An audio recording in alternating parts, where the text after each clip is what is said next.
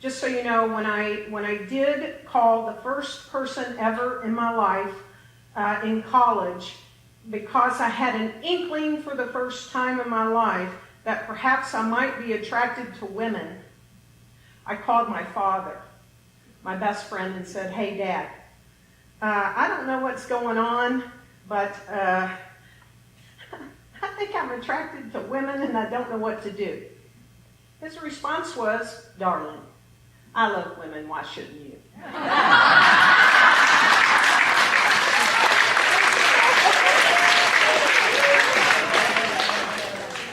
Thank you, Dad.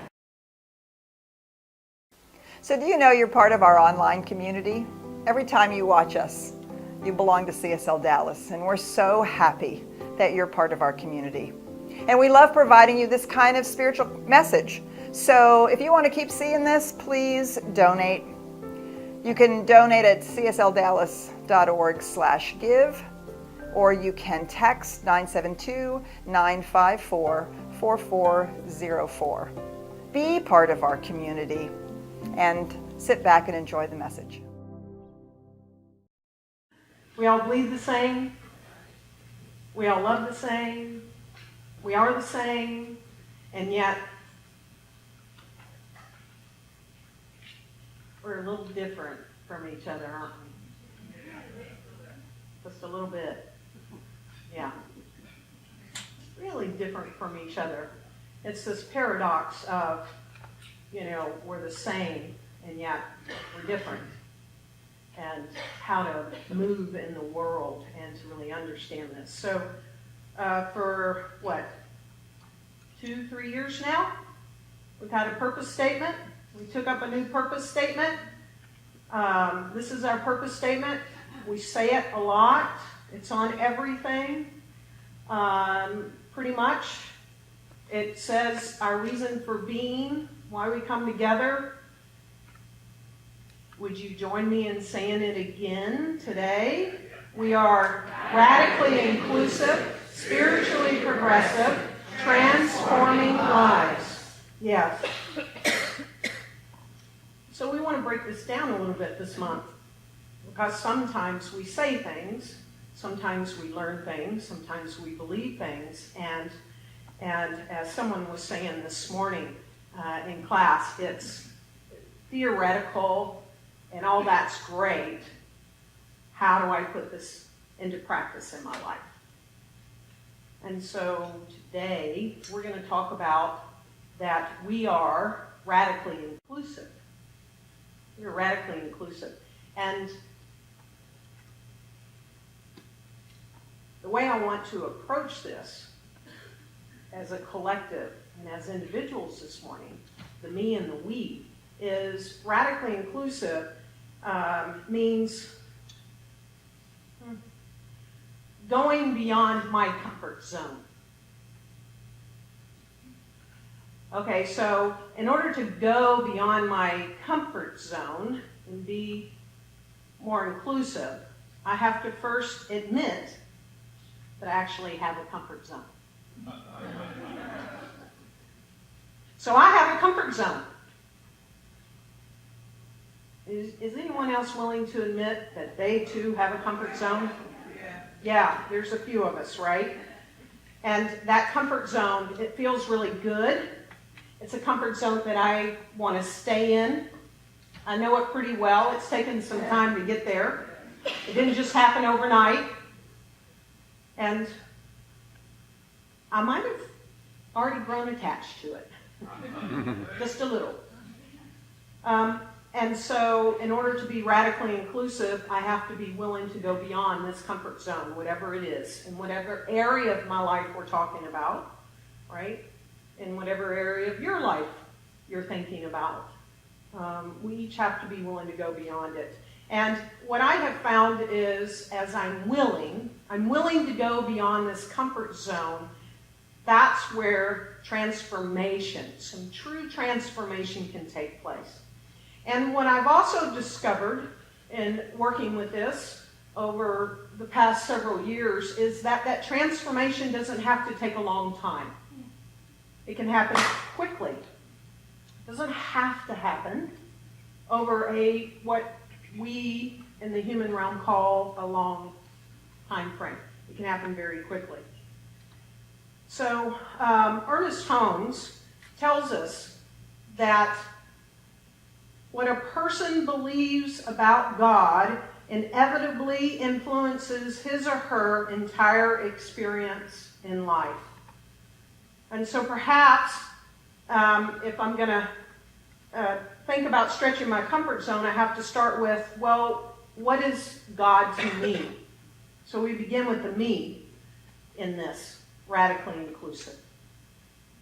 And what I believe about God and how God is and how God shows up in this universe, this cosmos, those wonderful spiritual principles, what I believe about this actually does mean how I move in the world.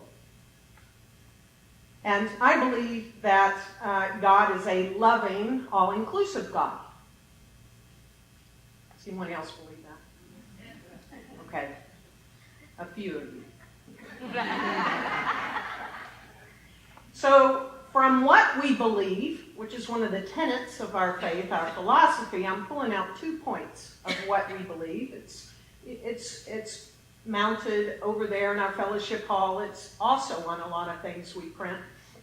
And there are 2 things I want to bring out. We believe in the incarnation of the Spirit in man, in human form, and that all men and women are incarnations of the one Spirit. So we're each an incarnation of this one Spirit, so that's one. And the second one is, we believe in the unity of all life. Okay? And so this is the foundation from which I'm launching today off of and bringing in. All right? So this unity and the multiplicity, because we've already said we're different. The unity and the multiplicity actually exist together without division. There's unity and there's multiplicity. That feels very paradoxical, and yet there is no separation. They exist in that together. And since I am an expression of God, as each of these expressions here are as well, I sometimes believe and I sometimes appear to be separate from God, right?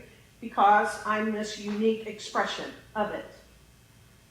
And because I'm unique, I'm different than you. In some regards, I'm very different than you.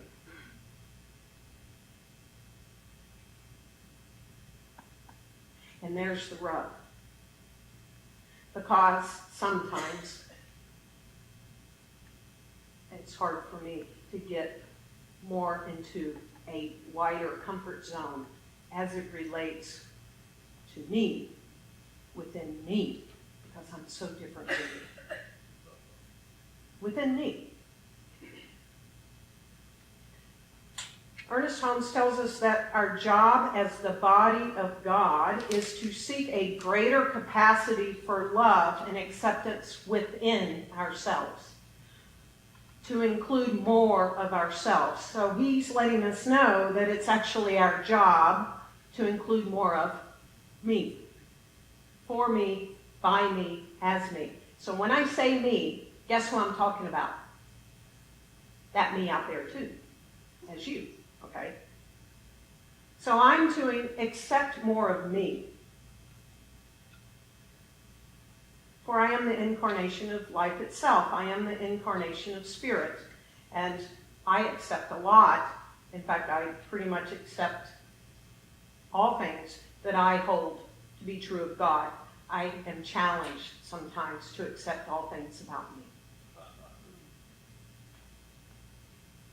So I need to be more radically inclusive of me within me. Anybody else with me? And need that too? It's so nice not to be alone.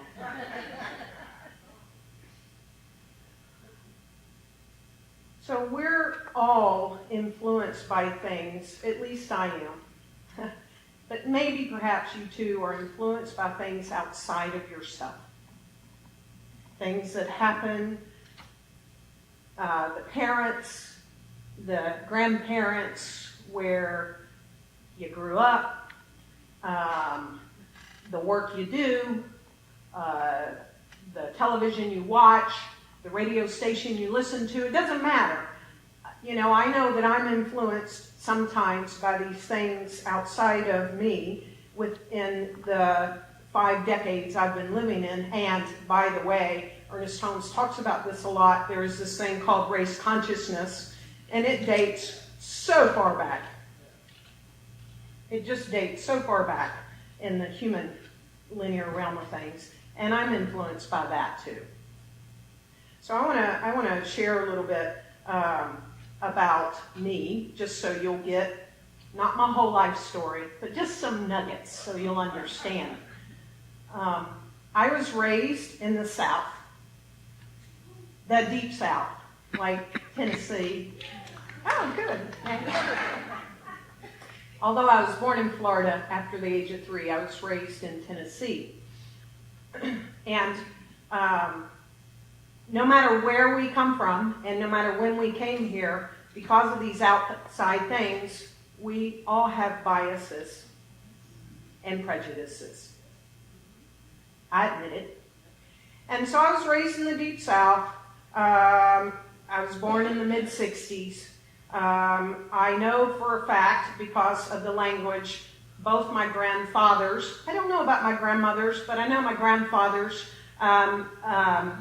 exemplified a lot of the biases and prejudices in the South. I got to hear it come out of their mouth. And it was more than racial, just so you know. It was other things too. And I was growing up, I love both my grandfathers deeply and dearly. Now my parents, I don't know how, but somehow they broke the chain of how they were raised. And I can tell you that both my parents raised me and my brother to be radically inclusive. Now, there were other things around. I also grew up in the Christian faith, deep-seated Christian roots. And I loved Jesus and God, and I wanted to be a good Christian, and I did everything I could to be so. All right? And so that just tells you a little bit about me.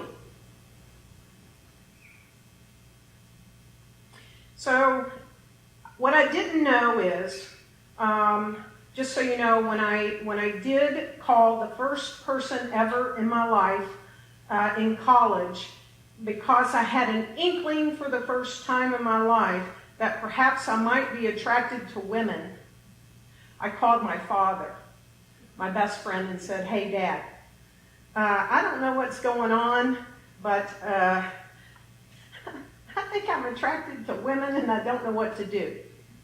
His response was, "Darling, I love women, why shouldn't you?"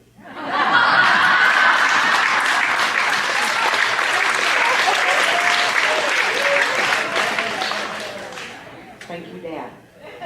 What that did is it gave me the moment to allow myself to stretch the boundaries that I was comfortable in, because I so respected and loved this person. He's like my best friend, my parents, everything. And he said it was okay to explore this. Now, what you don't know is just 2 years prior, I had threatened to beat the out of my best friend because there were rumors that she was gay.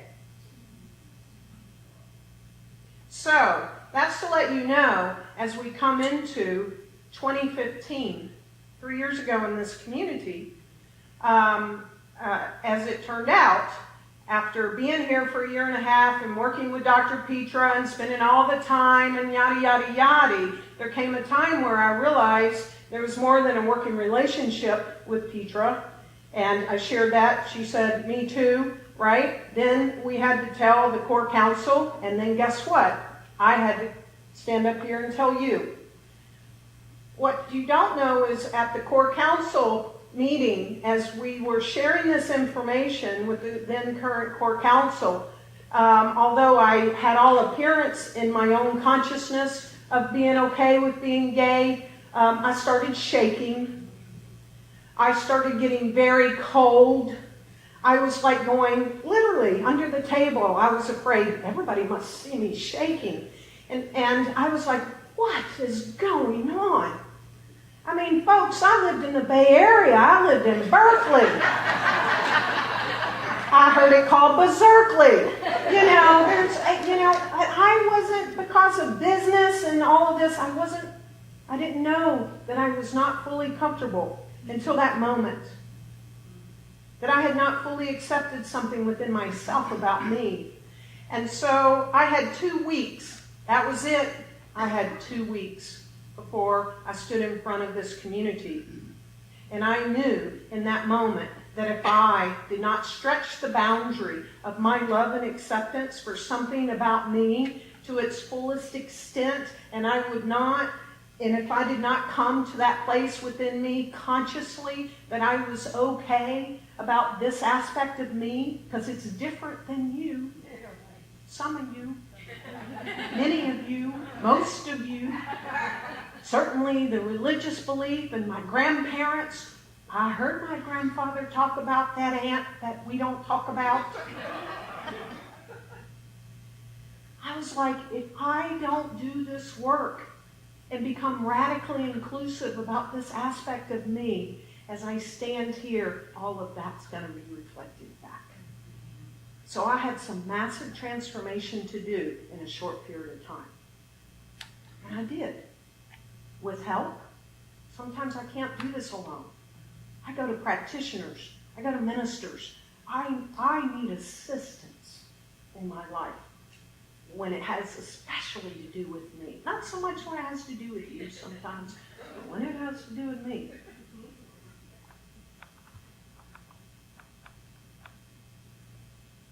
So this thing, and it's not the only thing, but this thing,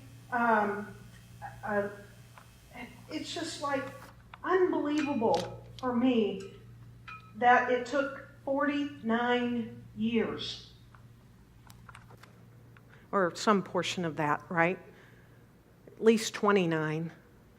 To be radically inclusive of me. What is within you? This is why I share this, because I know I'm not alone. What is within you? What aspect of you? It could be more than one thing. Have you not fully loved and accepted and radically become inclusive of this magnificent, incredible, divine expression of the one as you?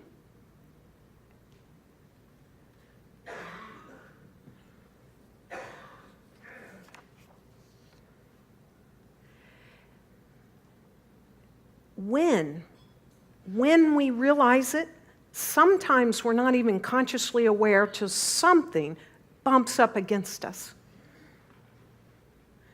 Because I sure to heck, I can tell you, never, ever, ever in my wildest dreams would I thunk it that I would have come fully out at 49 as a minister, as a gay woman, in a spiritual community with the other minister in Dallas, Texas.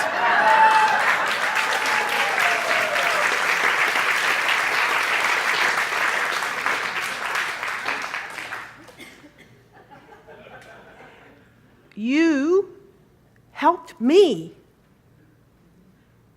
radically include myself.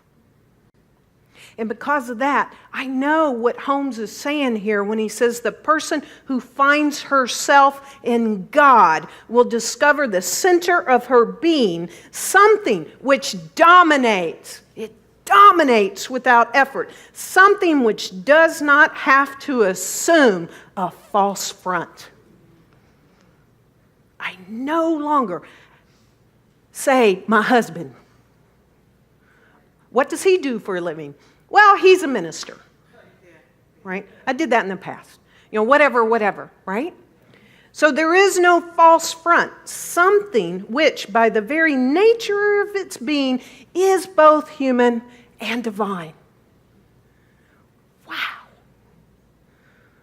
So I believe God is radically inclusive, and this includes everything about me, and it includes everything about you. Everything about you. So, is there something within you that you need to radically include and love and accept about yourself? It's never too late. So, keep that in mind so you can be with that later and ask a practitioner to help you. Because, again, I couldn't do it alone.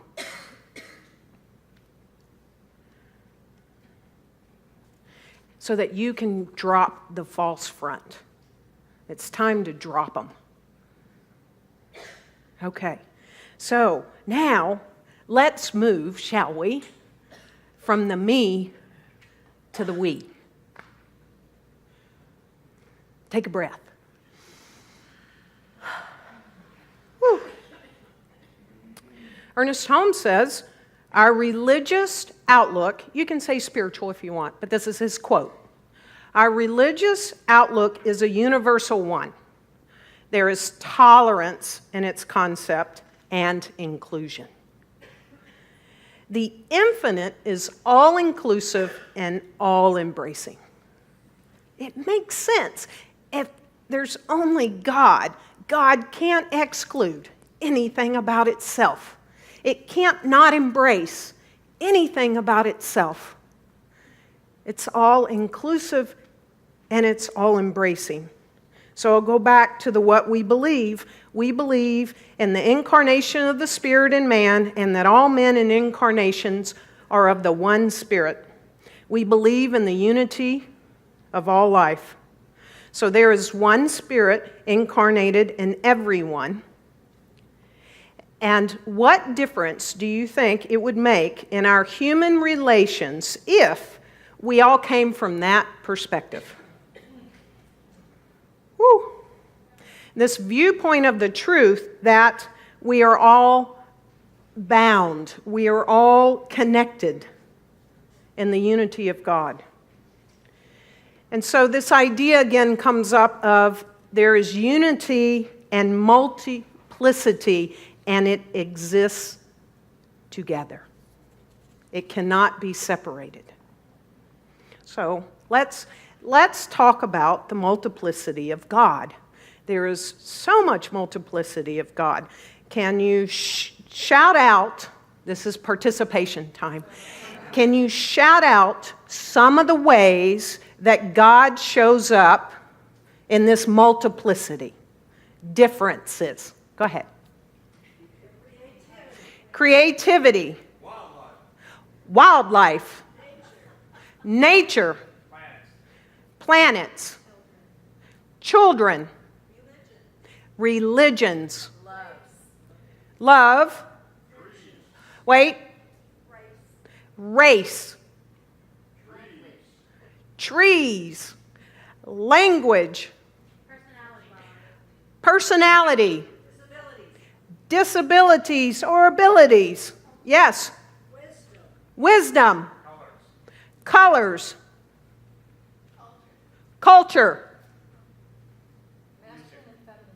Masculine and feminine. Music. Different religions. We can go on and on, right? Deaf people. Not that Willie's deaf, but she's doing this, right? Thinking styles. Skills, introvert, extrovert. We could go on and on, right? This multiplicity in the unity of God. Okay, so, and again, because of where we each come from, through all of these, there are biases and prejudices. There are. Race consciousness has dripped on us and dripped on us and dripped on us until we believe something. You know, the drip keeps going until there's a pool of something. And now I believe that, consciously or unconsciously. So I want to share, again, I'm putting myself out here again, and I want to share a moment in time. So I was raised, like I said, although in the South, my parents, and how I thought was inclusive. Can't say that for most of my friends. They didn't understand why I wanted to go to Memphis to college. Just a lot of stuff. But, you know, I really am proud that I'm like an inclusive person. Well, several years ago, while I was in ministerial school to boot, there was this Season for Peace and Nonviolence gathering in Oakland, California. And a lot of people from all kinds of cultures, races, religions, everything, ages, abilities, came out to this park. It was a beautiful afternoon. We had Native Americans doing all kinds of things and all kinds of music, and it lasted for hours, great food, you know, all of it. And it was so rich, and it was all about peace. And I was right in the midst of that, and I was like, oh, this is so good. I'm like filled up, and I just feel like there's hope for humanity, and we're all one. Oh my gosh. And I got in my car, and I had to drive through one of those, neighborhood streets to get you to the main street to take me home. And because I was in a park I normally didn't visit in Oakland, and I went down this street, and it was a black neighborhood. And there were 4 black men on the sidewalks, just out there hanging out and talking. And within instant, my body went into fear. My body was like, no, fight or flight. And I was like, ooh, it's only 25 miles per hour. How fast can I move down this street? And I became conscious of this. And I was like, oh my gosh. And when I got through that street, out of the neighborhood, and got on the main street, I literally pulled over and wept. I was like, who am I? What is this about? How did this come up? This is not who I am. This is not who I live. This is not who I claim to be. And it was there. It's called race consciousness.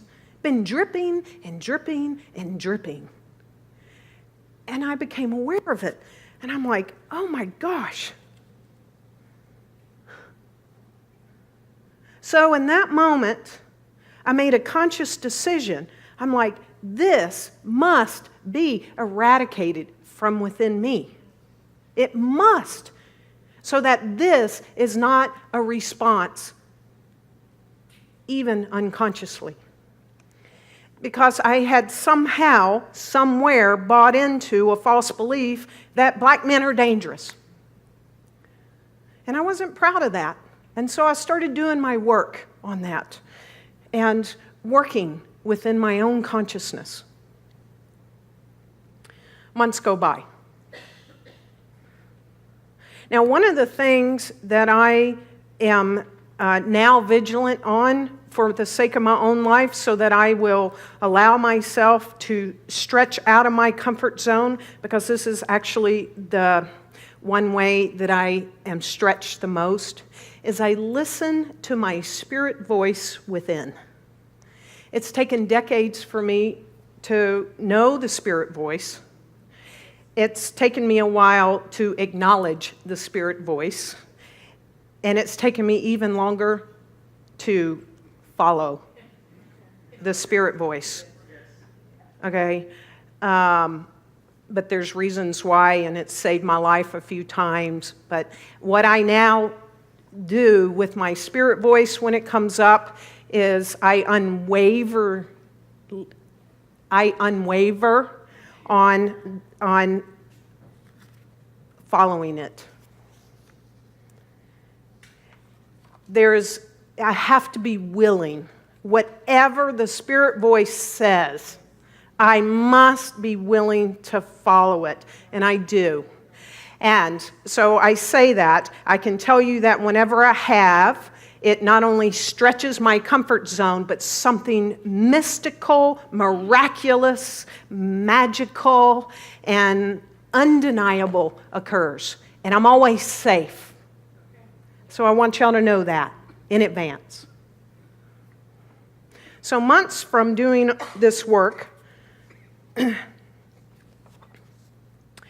it was a Friday night. I was coming from the center in Oakland. It was late at night, and I come off the highway, and I lived in Oakland, up in the hills of Oakland, and so I would take this hill drive up, and it was like any other night. I was happy, and I was, the richness of the class that I was in, I was taking, and all of that. Y'all know what that's like because you're in classes. And so I was like on this high, and I pulled off the highway, and I started up the hill, and somewhere in the peripheral vision, I probably saw a person walking on the side of the road, and I just kept driving, and the Spirit voice within said, "Back up now." And I had to be fully willing to do that under whatever conditions would show up for me. And I followed Spirit's voice. And I backed my car up, rolling down my window before I got there. I got beside the person that was walking on the side of the street, and it was a black man. And I said, "Hey, would you like a lift?" And he looked pretty stunned at me. He said, "Why, sure. I live up there." And I went, "Well, come on, hop in, let's go."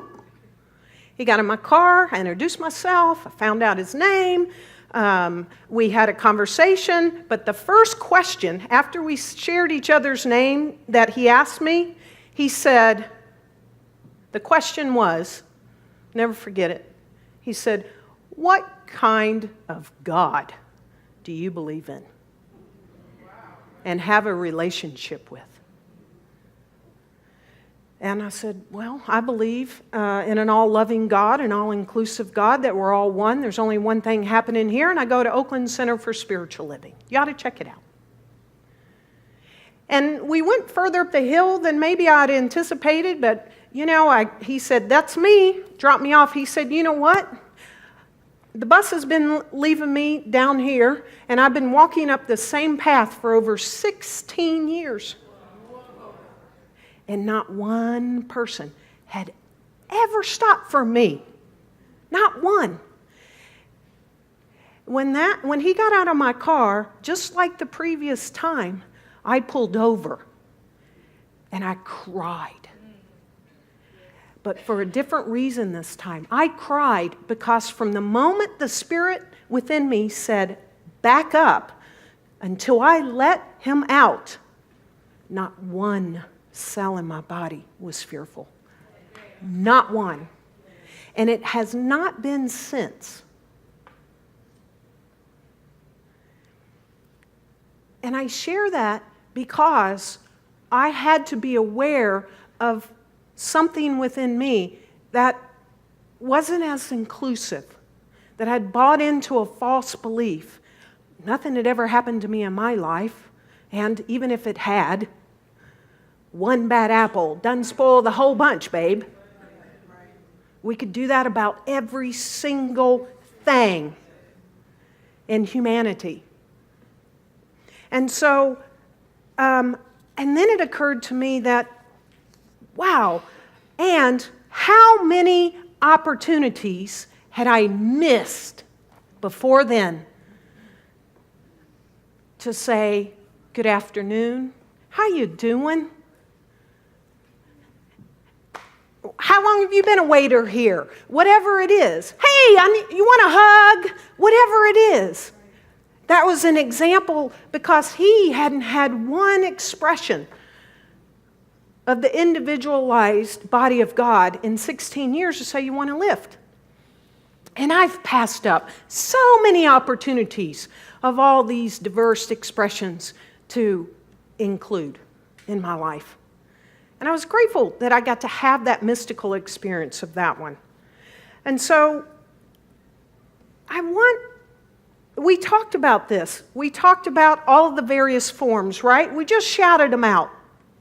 I would like for you now to think about, look at all the people that are in your life, and look at all of, when you think of your workplace, you think of your family, you think of your neighbors, you think of the restaurants you favor and go there frequently. If you're like me, I go to the same ones a lot, et cetera, et cetera. And think of all the things that we put out there, okay? The way we think.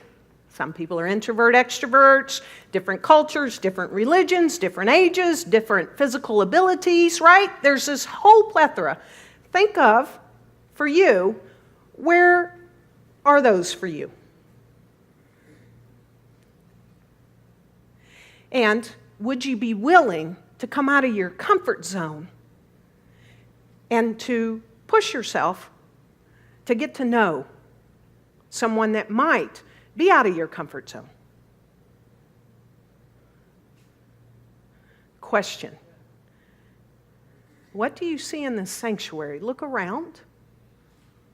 Look around. As best you can, look around. How many of those do we see here? Just sort of gather them for yourself. How many do we see here in this community, in our spiritual community? We have a purpose statement that we're radically inclusive. So are there 10 to 15 kinds of people in the community? I don't know. Look around. Have you thought of people that aren't like you? Have you invited people here that aren't like you? Have you stretched yourself a little and come out of the comfort zone in all the things you actually already do in your life and include them? So this is the homework I'd love to give to you, to think about being willing to do, to come out of our comfort zone a little bit. And that is, we can begin here in the community, if you'd like. Might feel a little like at ease because you've seen people around here. Then it can expand into work, et cetera, et cetera. So things like, how many people already go out to eat?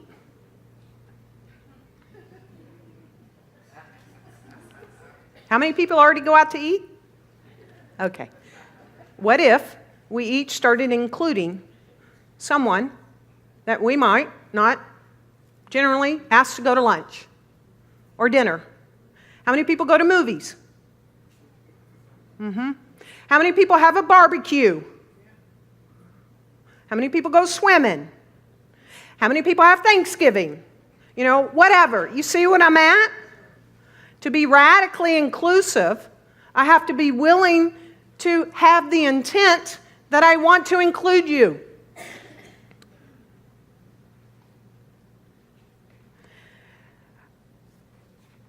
Push yourself to get to know the faces of God. I end with Ernest Holmes because he says this is one of the supreme tests of our spiritual conviction, that we desire, and we permit radical inclusiveness. And so we're cultivating the consciousness of growth. We're cultivating the consciousness of radically inclusive. Just yesterday in a conversation with Reverend Deborah Johnson, she said, I cannot tell you. She's been here twice. She's been in this a long time. She's traveled all over the world. I gave you her bio last week. She said, I cannot tell you how amazing it is to see the intention of this community. This community has set the bar high, she said, in all religions. And we can still grow a little more out of our comfort zone. So I honor us, and I know that we are willing to grow a little more because something is calling us a little bit deeper. A little bit deeper to include the whole body of God.